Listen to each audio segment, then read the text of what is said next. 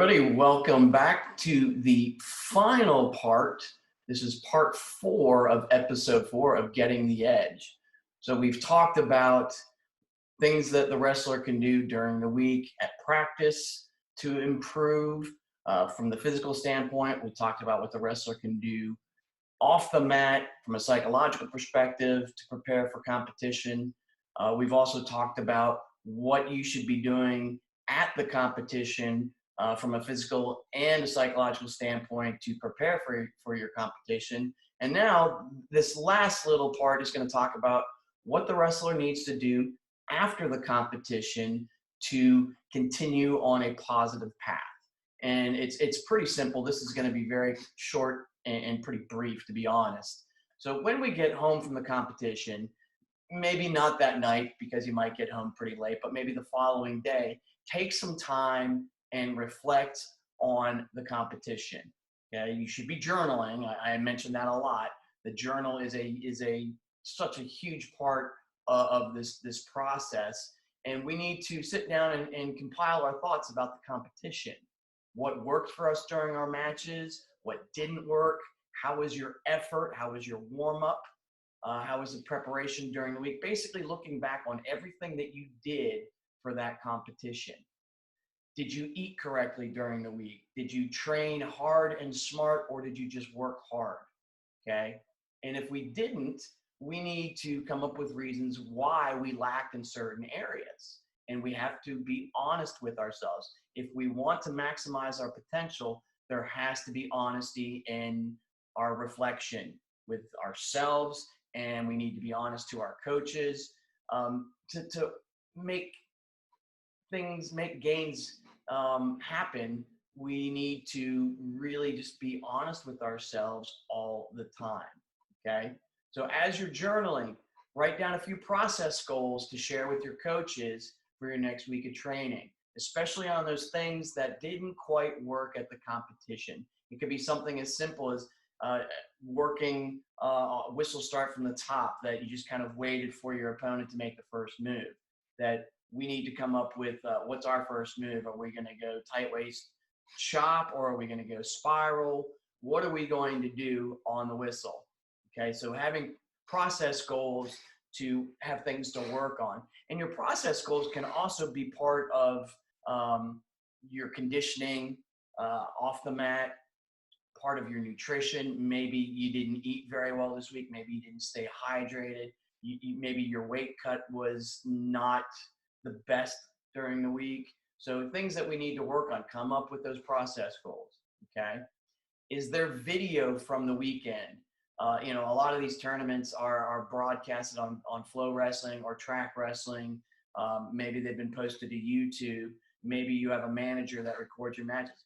Take notes on your matches, on the good and the bad, things that you did really well. If you're noticing patterns of what you're doing in your matches at work, okay, figure out some ways to improve those. If there are things that you consistently weren't doing very well, obviously we need to make note of that so we can formulate our process goals for the week on that. What did your opponent do to score points on you, and how did you react to that? What could you have done differently? Was it the same takedown that you were getting taken down with? Was it the same breakdown? What were you having difficulties off the bottom? Really analyze your matches, and if you start noticing patterns, we need to address those patterns, okay? And these notes can help form the process goals. Once we've done that, we need to adapt our action plan, okay? Adding those process goals to the week based on our reflections. And what are some other things that we need to work on? We can always work on conditioning a little bit more. There's always a little bit extra we can do after practice. So come up with some ideas of things that you can do additionally to help improve your wrestling.